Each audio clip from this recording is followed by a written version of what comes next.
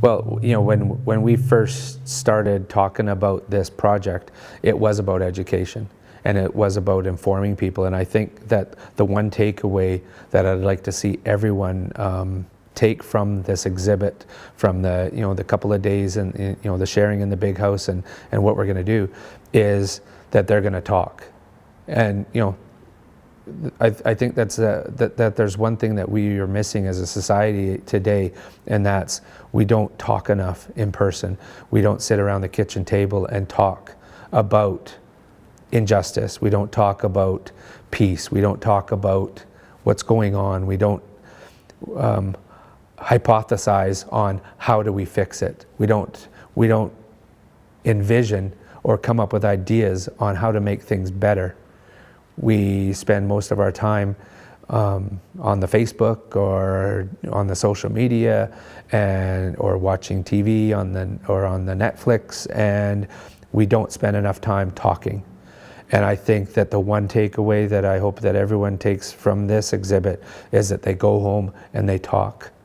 And not only about the Potlatch Ban, but they expand their knowledge base and have a better understanding of other things that happen to the Indigenous population within not only this territory or this province, but across Canada, because our Indigenous history is very different from the West Coast to the East Coast. And I can only speak to the history that we have here. And I hope that when people come, they're going to see probably glimpses of despair in some of the exhibits because of that there was a lot of despair and there was a lot of anguish and outright mourning for some of the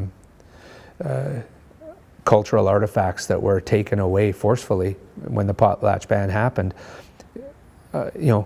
Contrasting that, I think they're going to see exhibits that are uplifting and show that there are people that still practice. There is still hope within our Indigenous communities that we'll get more and more people. More people will come to participate within their culture. And so I think it's going to be varying, but I think that at the end of the day, we want to see people talking. And I think the only way that we're going to change this world for the better is by having open dialogue with one another and having an understanding of what we say to one another, and not just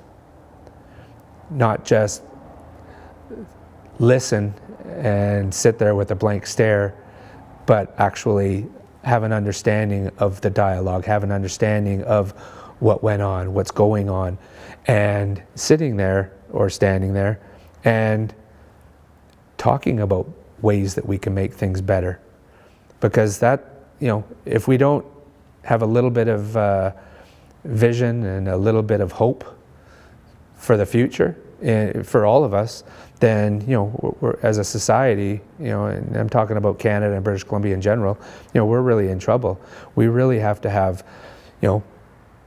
better people coming up with better ideas on how to create a better world.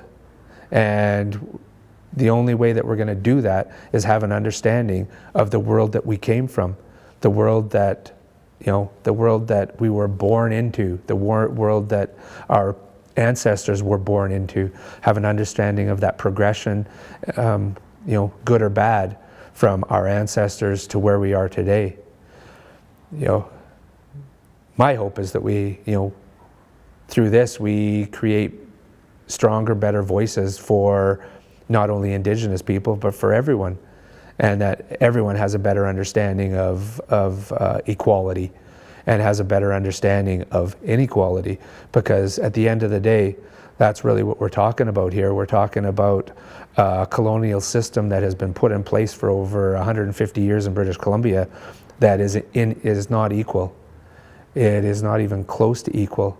And the lip service and the small gestures that our provincial government or federal government give to our Indigenous people through their leadership is really shameful. We need to take big, bold steps, and we need to ensure that our Indigenous communities, through their leadership, through the better people that can vision for the future, create a better world for their people and give them opportunity for a better world, for a better future, not only for themselves, but for their children and grandchildren, because, that's what this is all about. We're just passing through. It's about the kids. It's about the grandkids.